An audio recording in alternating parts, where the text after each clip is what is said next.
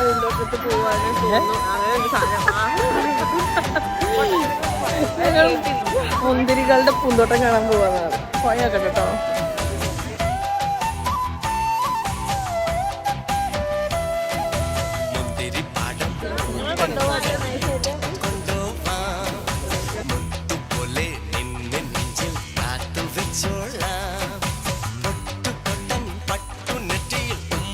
Sure.